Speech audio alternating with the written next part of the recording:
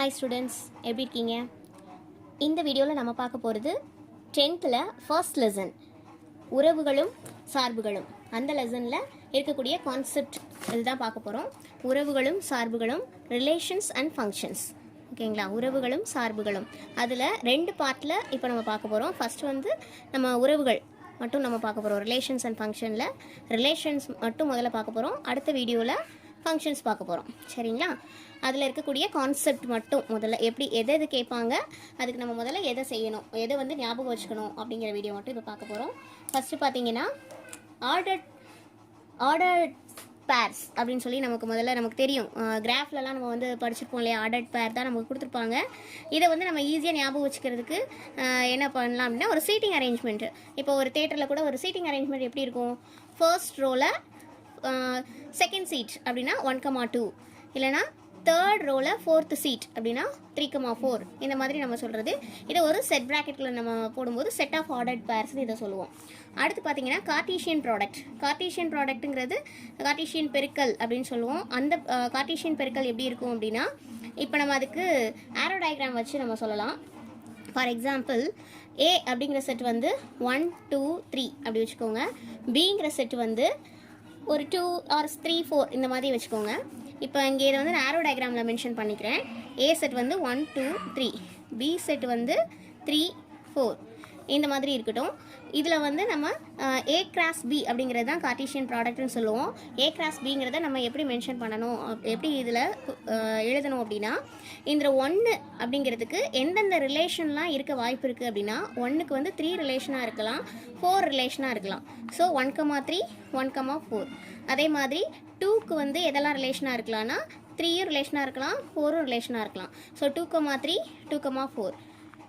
3 வந்து அதே மாதிரி 3,3, 3,4 இதெல்லாம் தான் ரிலேஷனாக இருக்கலாம். 3,3, 3,4.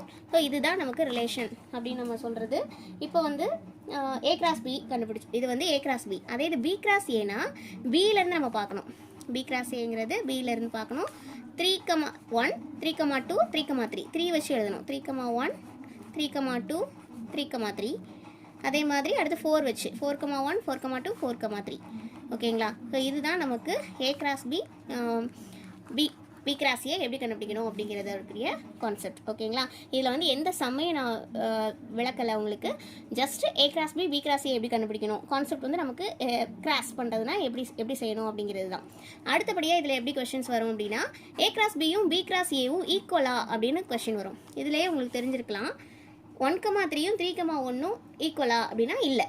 சரிங்களா? ஸோ கண்டிப்பான முறையில் இதில் இருக்கிற எல்லா எலமெண்ட்ஸும் இதுக்கு ஈக்குவலாக இல்லை. 1, 2 ஈக்குவலாக இருக்கலாம், பட் எல்லாமே ஈக்குவலாக இருந்தால் தான் ஈக்குவல். ஸோ இது வந்து ரெண்டுமே நாட் ஈக்குவல். ஓகேங்களா?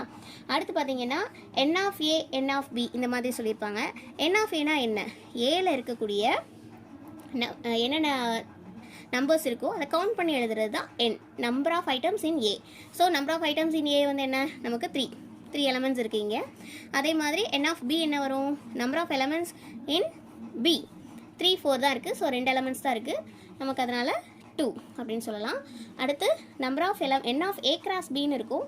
அப்படின்னா ஏ கிராஸ் பியில் எத்தனை எலமெண்ட்ஸ் இருக்குது? ஸோ இது செட் ஆஃப் ஆர்டர்ட் பேர்ஸை நம்ம வந்து கவுண்ட் பண்ணணும். ஸோ 1, 2, 3, 4, 5, 6. இப்போ N of A cross B வந்து 6. Similarly N of B cross A அதுவும் 6 எலமெண்ட்ஸ் இருக்குது. ஓகேங்களா? ஸோ இந்த மாதிரி கான்செப்ட் வந்து n of A, n of B, n of A cross B, n of B cross A இதை வச்சு நமக்கு கொடுத்துருப்பாங்க. அடுத்து பார்த்தீங்கன்னா ஏ யூனியன் பி, இதெல்லாம் நம்ம வந்து சின்ன கிளாஸில், அதாவது 9th நம்ம படிச்சிருப்போம். இருந்தாலும் நமக்கு மறந்துருக்கலாம். ஸோ அதையும் ஒரு ரீகால் பண்ணிடலாம். A cross B, sorry A union B. A union பினா இப்போ ஏ வந்து நம்ம என்ன எடுத்துக்கிறோம்? 1, 2, 3. பி வந்து 3, 4 அப்படின்னு எடுத்துக்கிறோம். இப்போ A union B. A union பினா நம்ம எப்படி செய்யணும்? ஏல உள்ள எலமெண்ட்ஸையும் பியில் உள்ள எலமெண்ட்ஸையும் சேர்த்து எழுதுகிறோம். சரிங்களா? ஸோ இங்கே வந்து 1, 2, 3 இருக்குது, இங்கே 3, 4 இருக்குது. ரிப்பீட்டட் நம்பர்ஸ், ஏதாவது ரிப்பீட்டட் ஐட்டம்ஸ் இருந்துச்சுன்னா அதை 1 டைம் மட்டும் எழுதிக்கலாம். ஃபஸ்ட்டு வந்து ஏல உள்ளது எழுதிக்கோங்க. 1, 2, 3. அடுத்து 3, 4 இருக்குது. ஸோ 3 நமக்கு ஆல்ரெடி இங்கே எழுதிட்டதுனால நம்ம 4 மட்டும் நம்ம எழுதிக்கலாம். ஓகேங்களா? அடுத்து பார்த்தீங்கன்னா ஏ இன்டர்செக்ஷன் பி, ஏ வெட்டு பின்னு சொல்லுவோம். ஸோ இதை வந்து எப்படி கண்டுபிடிக்கிறது? ஏ வெட்டு பி அப்படின்னா ரெண்டுக்கும் இருக்கக்கூடிய காமன் எலமெண்ட்ஸ் இதில் ரெண்டில் எது? நமக்கு 3 மட்டும்தான் ரெண்டுலேயுமே காமனாக இருக்குது. ஸோ ஏ இன்டர்செக்ஷன் பி வந்து 3 மட்டும்தான். ஓகேங்களா? அடுத்து ஏ டிஃபரன்ஸ் பி. இதை வந்து ஏ டிஃப்ரென்ஸ் பி இப்படி கூட சொல்லலாம். இது எப்படி கண்டுபிடிக்கிறது அப்படின்னா, ஏலேருந்து பியோட எலமெண்ட்ஸ் என்னென்னலாம் இருக்கோ அதை நம்ம விட்டுறணும். பொதுவாக நம்ம என்ன செய்கிறோம், இப்போ வந்து 5 - 4ன்னு வச்சுக்கோங்களேன். 5 - 4 இதை நம்ம எப்படி வந்து கண்டுபிடிப்போம், 5லேருந்து 4 வந்து சப்ராக்ட் பண்ணுவோம். ஸோ 5 எலமெண்ட்ஸ் இருந்துச்சு அப்படின்னா அதில் 4 கட் பண்ணிவிட்டு மீதி என்ன இருக்குது, 5 மீதி என்ன இருக்குது, 1 இருக்குது. ஓகேங்களா, அதே மாதிரி தான் இப்போ ஏ டிஃப்ரென்ஸ் பினா ஏக்கும் பிக்கும் காமன் எலமெண்ட்ஸ் எது, ஏக்கும் பிக்கும் காமன் எலமெண்ட்ஸ் வந்து 3. ஸோ அந்த 3யை மட்டும் விட்டுட்டு மீதி ஏல என்ன இருக்குது, 1ம் 2 இருக்குது. ஸோ அதுதான் நமக்கு ஏ டிஃபரன்ஸ் பி. ஓகே, அதே இது பி டிஃபரன்ஸ் ஏனா பிலையும் ஏலையும் காமன் எலமெண்ட்ஸை விட்டுட்டு, அதாவது பியில் இருக்கக்கூடிய ஏ எலமெண்ட்ஸ் என்னெல்லாம் இருக்கோ அதெல்லாம் நம்ம விட்டுட்டு மீதி பியில் என்ன இருக்குது, இப்போ பியில் இருக்கக்கூடிய ஏ எலமெண்ட் என்ன அப்படி கூட நம்ம ஞாபகம் வச்சுக்கலனா கூட 2ல் இருக்கக்கூடிய காமன் பொதுவான உறுப்பு எது, 3, அதை மட்டும் நம்ம விட்டுட்டு மீதி இதில் வந்து முக்கியமானது என்னென்னா இந்த முதல்ல இருக்கக்கூடிய செட்டில் மீதி இருக்கிறதா நம்ம எழுதணும். ஸோ முதல்ல இங்கே இருக்கக்கூடியது பி. ஸோ பியில் மீதி இருக்கிறது நமக்கு 4 மட்டும்தான். ஸோ அதை தான் நம்ம வந்து பி கிராஸ் ஏல பி டிஃப்ரென்ஸ் ஏல நம்ம எழுதணும். ஓகேங்களா, ஸோ இது வரைக்கும் நம்ம வந்து ஏ கிராஸ் பி எப்படி கண்டுபிடிக்கிறது, A union B, A intersection B, A difference B, B difference A, இதெல்லாம் நம்ம பார்த்துருக்கோம். அடுத்து பார்த்தீங்கன்னா நமக்கு கொடுத்துருப்பாங்க ஏ அப்படிங்கிற செட் வந்து எக்ஸ் பிலாங்ஸ் டு என். என்னென்னா நேச்சுரல் நம்பர் வந்து எதில் ஸ்டார்ட் ஆகும், நமக்கு 1லேருந்து ஸ்டார்ட் ஆகும். இப்படி கொடுத்துருப்பாங்க. பிங்கிறது என்ன, எக்ஸ் பிலாங்ஸ் டு டபிள்யூ, டபிள்யூனா whole number, 0 less than or equal to x less than 2 இந்த மாதிரி கொடுத்துருக்காங்க. சி வந்து x belongs to n such that x less than 3 இந்த மாதிரி கொடுத்துருக்காங்க. அப்படின்னா ஃபஸ்ட்டு இதில் ஏ என்ன பி என்ன நம்ம ஃபைண்ட் அவுட் பண்ணி எழுதணும். அதுக்கு முதல்ல x belongs to n இந்த இதை கூட முதல்ல பார்க்க வேணாம், இந்த 2 பக்கமும் நம்பர் இருக்கான்னு முதல்ல பார்த்துக்கோங்க. ஸோ 1லேருந்து 4 வரைக்கும் நமக்கு வேணும். ஸோ 1லேருந்து 4 வரைக்கும்னா இதெல்லாம் இருக்கும், 1 2 3 4 இந்த 4 எலமெண்ட் தான் இருக்கும். இந்த 4ல் இந்த இடத்துல நமக்கு அடியில் ஈக்குவல் டுன்னு இந்த மாதிரி ஈக்குவல் டு சிம்பிள் வந்திருந்ததுன்னா இந்த நம்பரை சேர்த்துக்கணும். அப்படி இல்லைனா நம்பரை விட்டுறணும். ஸோ இந்த இடத்துல நம்ம ஈக்குவல் சிம்பிள் இல்லை, ஸோ 1 விட்டுறணும்.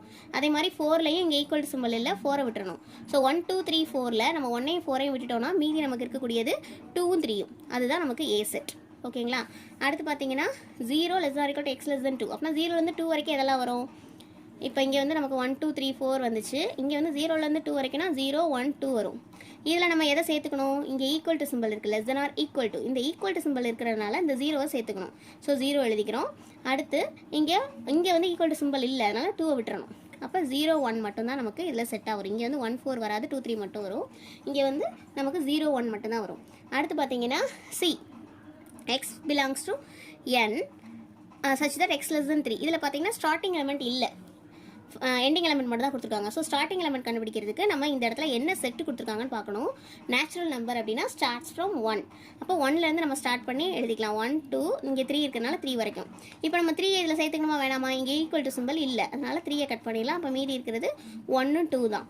சப்போஸ் இதில் W அப்படின்னு சொல்லியிருந்தாங்கன்னா whole number starts from 0. So 0 1லேருந்து நம்ம எழுத ஆரம்பிக்கணும். ஓகேங்களா, இவ்வளோ தான். நமக்கு வந்து முதல்ல இப்படி கொடுத்துருந்தாங்கன்னா ஏ செட் என்ன, பி செட் என்ன, சி செட் என்னங்கிறத கண்டுபிடிச்சி முதல்ல எழுதிட்டு அப்புறம் நம்ம யூஸ்வலாக நம்ம பண்ணக்கூடிய A union B, A intersection B, A difference B இந்த மாதிரி தான் நமக்கு கொடுத்துருப்பாங்க. ஸோ அந்த இதில் நம்ம கண்டுபிடிச்சிக்கலாம்.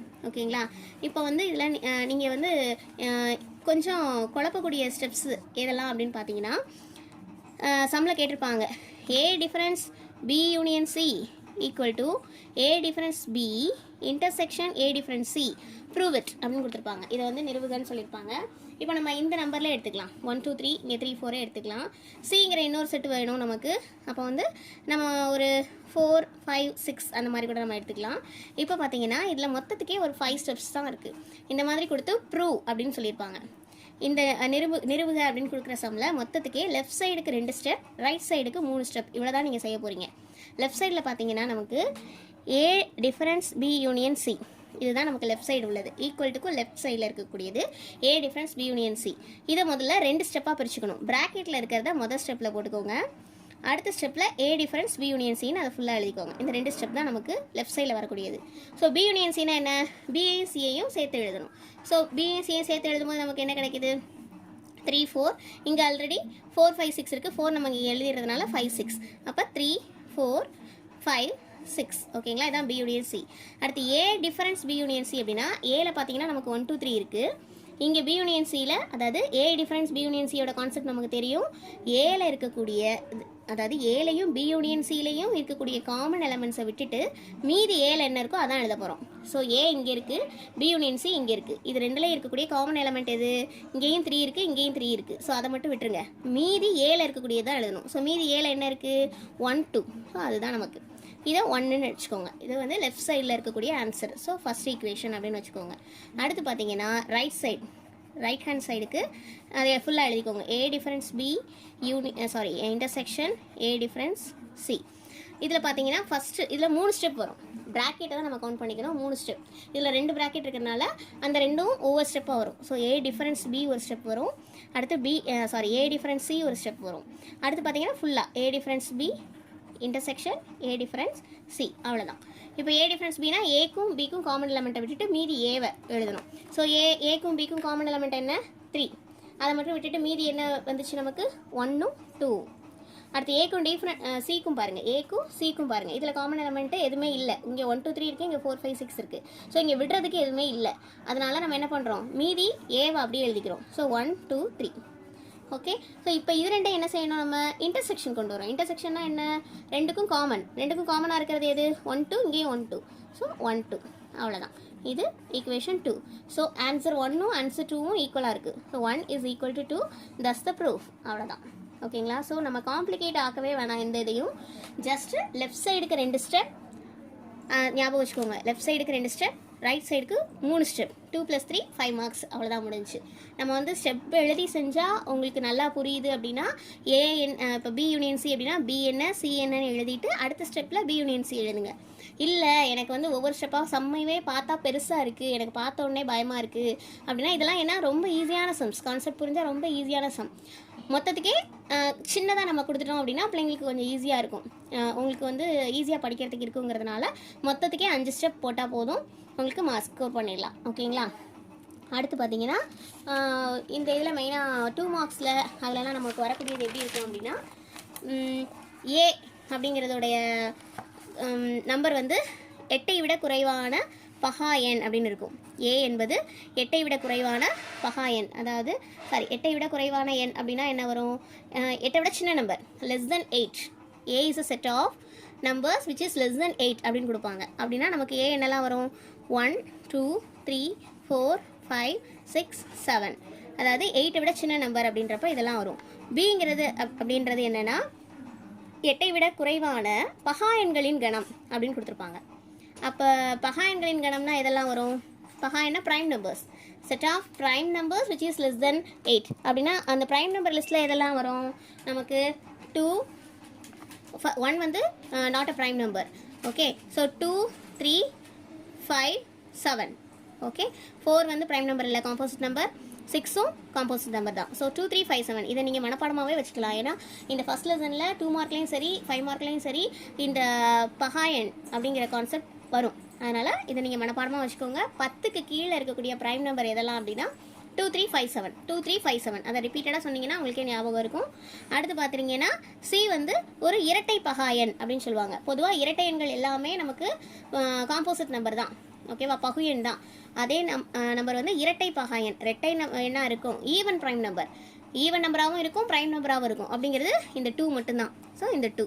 ஓகேங்களா? ஸோ அந்த ஏங்கிற செட் என்ன, பிங்கிற செட் என்ன, சிங்கிற செட் என்ன, இதை நம்ம ஃபைண்ட் அவுட் பண்ணி முதல்ல எழுதிட்டோம் அப்படின்னா மற்ற ஆப்ரேஷன்ஸ்லாம் இருக்குது இல்லையா? செட் ஆப்ரேஷன்ஸ் இதெல்லாம் A union B, A intersection B, A difference B, இதெல்லாம் நமக்கு ஈஸியாக நம்ம போட்டு முடிச்சிடலாம். ஓகேங்களா? அடுத்து ரிலேஷனில் நம்ம வந்து என்னென்ன கொஷின்ஸ் கேட்பாங்க அப்படின்னா நமக்கு ரிலேஷனில் ஏ கிராஸ் பி அப்படின்றது நமக்கு தெரியும். ஏ கிராஸ் பி வச்சு தான் நமக்கு இதெல்லாம் கொடுப்பாங்க. அதில் பர்டிகுலராக ரிலேஷன்ஸ் வந்து சில நம்பர்ஸ் மட்டும் நமக்கு கொடுத்துருப்பாங்க. இப்போ ஃபார் எக்ஸாம்பிள் ஏங்கிறது வந்து 1 2 3, பிங்கிறது ஏபி இப்படி வச்சுக்கோங்க. ஸோ இதில் வந்து ரிலேஷன் அப்படிங்கிறது வந்து 1, A 2, B அப்படி கொடுத்துருக்காங்கன்னு வச்சுக்கோங்களேன். 1, A 2, B இந்த மாதிரி கொடுத்துருக்காங்கன்னா இதெல்லாம் உறவுகளாக இருக்குது அப்படின்னு கொடுத்துருக்காங்க. ஸோ இது வந்து நம்ம ஏ கிராஸ் பியில் செக் பண்ணி பார்க்கணும். ஏ கிராஸ் பியில் இது இருக்கா அப்படின்னு நம்ம செக் பண்ணி பார்க்கணும். ஸோ ஏ கிராஸ் பி நம்ம ஃபுல்லாக எழுதி தான் செக் பண்ணணும் இல்லை, நமக்கே தெரியும். ஏ கிராஸ் பி எதுவாலாம் இருக்கும்? 1, A 1, B 2, A 2, B 3, A 3, B இதெல்லாம் தான் ஏ கிராஸ் பியாக இருக்கும். ஸோ அதுக்குள்ளே இது இருக்கா? 1, A இருக்குது, 2, B இருக்குது. ஸோ இது வந்து ஒரு ரிலேஷன். இது வந்து ஒரு உறவு. ஓகேங்களா? அதே இது சப்போஸ் இன்னொரு சம் R2 செகண்ட் ரிலேஷன் எப்படி இருக்குது அப்படின்னா 1, A 2, B 3, D இந்த மாதிரி ஒரு இது இருக்குன்னு வச்சுக்கோங்க. இப்போ நம்மளோட A கிராஸ் Bயில் இந்த 3, D 1, A 2, B இருக்குது. 3, D இருக்கா அப்படின்னா இல்லை, A கிராஸ் Bயில் இல்லை. ஸோ இது வந்து நாட் அ ரிலேஷன். ஏதாச்சும் ஒரு எலமெண்ட் அங்கே இல்லைனாலும் A கிராஸ் Bயில் இல்லைனாலும் அதை நாட் அ ரிலேஷன் சொல்லிடணும். இருந்துச்சு அப்படின்னா S it is a relation, இது உறவு, இது உறவு ஆகாது அப்படிங்கிறத நம்ம சொல்லிடலாம். இது வந்து 2 மார்க்லேயும் கேட்பாங்க, சில நேரத்தில் 5 மார்க்லேயும் கேட்கறதுக்கு வாய்ப்பு இருக்குது. ஓகே, நெக்ஸ்ட் பார்த்தீங்கன்னா நமக்கு இதில் கேட்கக்கூடியது என்னென்னா நம்ம இந்த இது என்னன்னு தெரிஞ்சுக்கணும். அம்புக்குறி படம், ஆரோ டயக்ராம், எந்த ஒரு செட்டு நீங்கள் எழுதுனாலும் ஒரு relation A cross B find out பண்ணணும் அப்படி எது எழுதுனாலும் நமக்கு இந்த ஆரோ டயக்ராம் நீங்கள் போட்டுக்கிட்டிங்கன்னா ஈஸியாக இருக்கும். நம்ம அதை வந்து செக் பண்ணுறதுக்கு அதுக்கெல்லாம் ஈஸியாக இருக்கும். ஓகேங்களா? இப்போ இந்த இதில் நமக்கு மதிப்பகம், துணை மதிப்பகம் இதெல்லாம் நமக்கு கேட்பாங்க. அந்த இதை பற்றி பார்க்க போகிறோம். இப்போ இந்த இதில் இந்த ஆரோ டயக்ராமில் இது வந்து 1 2 3 இது A B C D இப்படி வச்சுக்கோங்க. இப்போ இது வந்து A செட், இது B செட்னு வச்சுக்கோங்க. ஃபர்ஸ்ட் வந்து நம்ம பார்க்க போகிறது மதிப்பகம். மதிப்பகம் அப்படின்னா அதாவது டொமைன், இங்கிலீஷில் டொமைன்னு சொல்லுவோம். டொமைன் அப்படின்னா என்னென்னா இந்த A செட் ஃபுல்லாக டொமைன் மதிப்பகம். இந்த A செட்டில் உள்ள எலமெண்ட்ஸ் ஃபுல்லாக மதிப்பகம். அப்போ இது என்னெல்லாம் வரும்? 1 2 3. ஓகே, அடுத்து பார்த்தீங்கன்னா துணை மதிப்பகம். துணை மதிப்பகம் கோடமைன் அப்படிங்கிறது. கோடமைன்கிறது பி செட் ஃபுல்லாக வரும். பி செட் எதெல்லாம்? இது ABCD, இது ஃபுல்லாக கோடமைன். அதே இது அடுத்தது பார்த்தீங்கன்னா வீச்சகம்.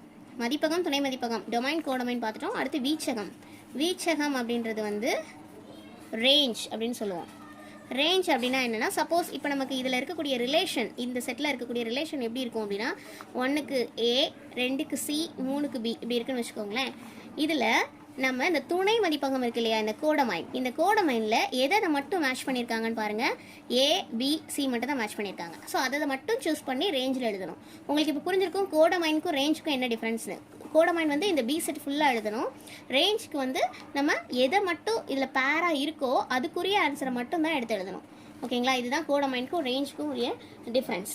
அடுத்து பார்த்தீங்கன்னா நிழல் உரு அப்படின்னு ஒரு விஷயம் இருக்கும். நிழல் உரு காண்க அப்படின்னு சொல்லியிருப்பாங்க. இமேஜ் அதாவது இப்போ ஒன்னோட இமேஜ் என்ன? A. இந்த செட்லேருந்து இந்த செட்டுக்கு பார்க்கணும். இமேஜ்னா A செட்லேருந்து B செட்டுக்கு பார்க்கணும். ஒன்னோட இமேஜ் வந்து A. 2ஓட இமேஜ் என்ன? C. 3ஓட இமேஜ் என்ன? B. ஓகேங்களா? ஸோ நிழல் உருனா உங்களுக்கு இப்போ புரிஞ்சிருக்கும். எதோட பேர் பண்ணியிருக்கோம் அப்படிங்கிறது தான் நம்ம சொல்கிறோம் நிழல் உரு அப்படின்னு. அடுத்து பார்த்தீங்கன்னா முன் உரு அதாவது ப்ரீ இமேஜ்னா இப்போ உங்களுக்கு புரிஞ்சிருக்கும். இமேஜ்னா இங்கேருந்து இங்கே பார்க்குறது. ப்ரீ இமேஜ்னா இங்கேருந்து இங்கே பார்க்கணும். ஏக்கு ப்ரீ இமேஜ் என்ன? 1. பிக்கு ப்ரீ இமேஜ் என்ன? 3. சிக்கு ப்ரீ இமேஜ் என்ன? 2. ஓகேங்களா? ஸோ இதுதான் இமேஜுக்கும் ப்ரீ இமேஜுக்கும் ஒரே டிஃப்ரெண்ட். ஓகே, அடுத்து இப்போ நம்ம ரிலேஷனாக இல்லையான்றது பார்த்துட்டோம். அடுத்து வந்து ஒரு ஃபார்மில் எழுத சொல்லியிருப்பாங்க. அதாவது கன கட்டமைப்பு முறை, பட்டியல் முறை அப்படிங்கிற ஃபார்மேட்டில் கேட்டிருப்பாங்க. கன கட்டமைப்பு முறை அப்படின்னா செட் பில்டர் ஃபார்ம்னா எப்படி எழுதணும், அந்த முறை எப்படி எழுதணும் அப்படின்னா இப்போ சப்போஸ் ஈவன் நம்பர்ஸாக நமக்கு வந்து வந்திருக்கு அப்படின்னா X belongs to natural number such that இப்போ ஏதாச்சும் ஒன்று எக்ஸ் ஒரு இரட்டை எண், எக்ஸ் வந்து 2ஆல் வகுப்படும் எண், அந்த மாதிரி இங்கே எழுதணும்னா அதுதான் நமக்கு செட் பில்டர் ஃபார்மில் இதில் எழுதக்கூடியது. ஓகே, அடுத்து பட்டியல் முறை அப்படிங்கிறது வந்து என்னென்னா ரோஸ்டர் ஃபார்ம்னு சொல்லுவோம். பர்டிகுலராக நமக்கு அதை வந்து என்னங்கிறது எழுதணும். இப்போ இரட்டை எண்கள் அப்படின்னா 2 4 6 8 10க்குள்ளே இருக்கக்கூடிய 10க்கு குறைவாக இருக்கக்கூடிய இரட்டை எண்கள் எழுதலாம் அப்படிங்கிறத இந்த மாதிரி எழுதக்கூடியது பட்டியல் முறை ரோஸ்டர் ஃபார்ம்னு சொல்லுவோம். ஓகேங்களா? ஸோ இந்த கான்செப்ட் எல்லாமே நமக்கு ஃபர்ஸ்ட் சாப்டரில் உறவுகளில் இருக்கக்கூடிய கான்செப்ட். ஓகே, அடுத்த வீடியோ நம்ம எதை பார்க்கலாம் அப்படின்னா ஃபங்க்ஷனில் இருக்கக்கூடிய கான்செப்ட் என்னங்கிறத நெக்ஸ்ட் வீடியோவில் பார்க்கலாம். தேங்க்யூ.